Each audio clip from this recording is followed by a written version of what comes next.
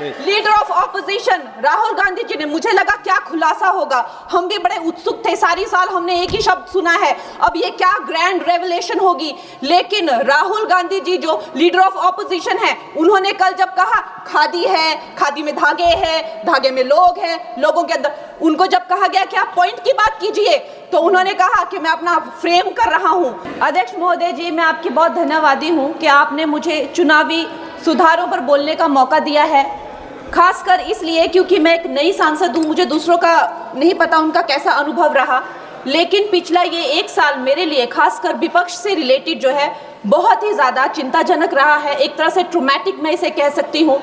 हर दिन इन्होंने यहाँ पे तमाशा किया है, हमारा दिल दहल जाता था इनको देखकर, ऐसा यार ये वेल में उतर जाते थे। यहाँ पर इन लोगों ने डराना, धमकाना, धक्का मुक्की, ऐसा कोई इन्होंने किसी तरह की कोई बदतमीजी नहीं है जो एक भी दिन इन्होंने संसद भवन चलने नहीं दिया। हम जनता के प्रतिनिधि हैं, हम यहाँ पर उनकी आवाज़ लेकर आते हैं, हम कुछ सीखने आते हैं, हम नए सांसद हैं। इन्होंने संसद अगर पिछले 2-3 दिन को छोड़ा जाए तो साल पर शायद ही थोड़ा चलने दिया है। ऐसा यार कर करके इन्होंने यहाँ पे तमाशे किए, लेकिन अब जब इनको बोलने की बारी आई एसआईआर पे, तो अध्यक्ष महोदय जी हम देख रहे हैं कि कल leader of opposition Rahul Gandhi ji ने, मुझे लगा क्या खुलासा होगा, हम भी बड़े उत्सुक थे, सारी साल हमने एक ही शब्द सुना है, अब ये क्या ग्रैंड रेवलेशन होगी। लेकिन राहुल गांधी जी जो लीडर ऑफ ऑपोजिशन है, उन्होंने कल जब कहा खादी है, खादी में धागे हैं, धागे में लोग हैं, लोगों के अंदर, उनको जब कहा गया कि आप पॉइंट की बात कीजिए,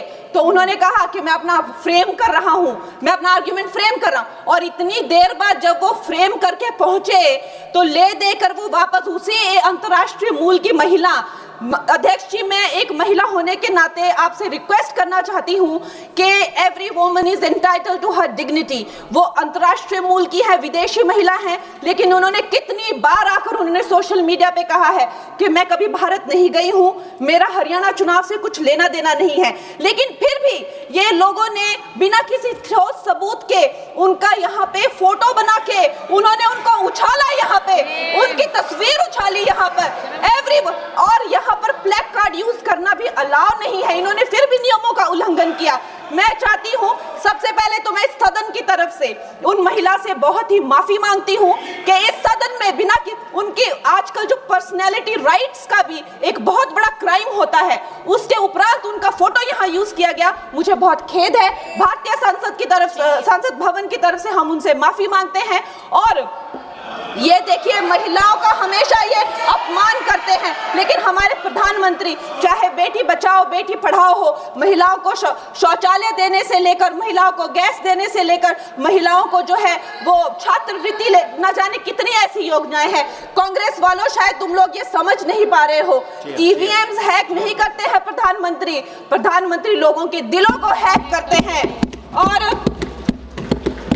और ये लोग दुहाई देते हैं कि वो जो पुराने जमाने के दकियानूसी, वो जो चिट कागज पे लिखकर जो मतदान होता था वो सबसे अच्छा था।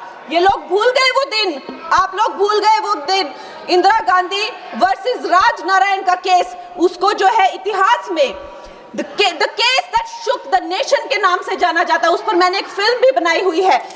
वोट चोरी और वोटों की धांधली के लिए एक प्रधानमंत्री पे एक साधारण से नेता ने केस किया था और उस धांधली में वो पकड़ी गई थी। हर उनका जो आरोप है उसमें सच सिद्ध किया गया था और रातों रात उनको कुर्सी छोड़ने के लिए कहा गया था और रातों रात जो है उनको ये आदेश दिया गया था कि आगे इतने सालों तक आप कभी जो है वो चुनाव लड़ नहीं सकते। ये धांधलियां इन्होंने करी हुई हैं और ये जो है उस टाइम के बैलेट बॉक्सों को उठाकर ले जाते थे ये लोग, और आज कहते हैं कि इनको ईवीएम्स जो है वो हैक हो जाते हैं। अध्यक्ष महोदय जी, मैं इनको याद दिलाना चाहती हूँ, प्रियंका गांधी जी कहती हैं कि छोड़ो पुरानी बातें, हम पुरानी बातें नहीं करेंगे, हम पुराने लोगों के बारे में नहीं बोलेंगे।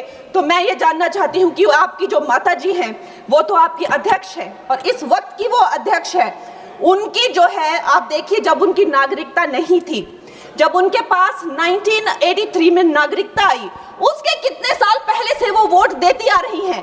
तो ये जो इनका जो परिवार है, एंटाइटलमेंट से जो ग्रस्त ये इनका परिवार है, ये प्रियंका गांधी जी को भी याद रखना चाहिए। चाहे आपका भूतकाल हो, चाहे आपका वर्तमान हो, आप सब लोग, चाहे ईवीएम हो या चाहे कागज पे लिखा जब आप लोगों के चरित्र में जो है किसी तरह की मर्यादा नहीं है, आप लोगों ने कभी भी इस देश का, यहाँ की कानून व्यवस्था का, संविधान का कभी आप लोगों ने सम्मान नहीं किया हुआ है। और अध्यक्ष महोदय जी, बिहार में जैसे ही एसआईआर आया, एसआईआर लागू हुआ, हमारी सरकार ने जो है कम से कम 60 लाख से ज्यादा अवैध, अब ये जो सारे अमाननीय वोट कार्ड है, ये सिर्फ घुसपैठियों के नहीं है। कुछ ऐसे लोग हैं जो माइग्रेट हो गए हैं, कुछ ऐसे भी लोग हैं जो इस दुनिया में है ही नहीं। 60 लाख से ज्यादा। और अगर वो लोग जेन्युइन थे तो उन्होंने, किसी ने तो रिक्वेस्ट करनी चाहिए थी कि भाई मेरा वोटर आईडी कैंसिल हुआ है।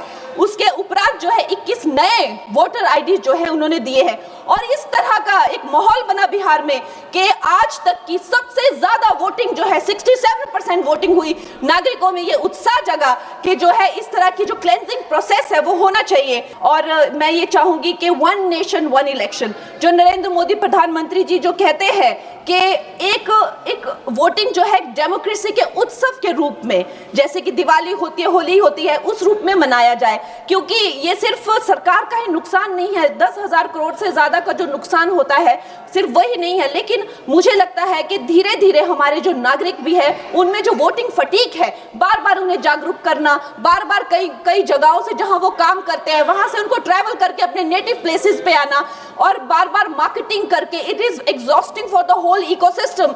तो मैं ये प्रपोज करना चाहती हूँ कि 1 नेशन 1 इलेक्शन को लाया जाए। और ये जो भी हमें जिस तरह की जो असुविधा होती है हर महीने 2 महीने में इलेक्शंस की, उससे जो है हम बच सकते हैं। जय हिंद।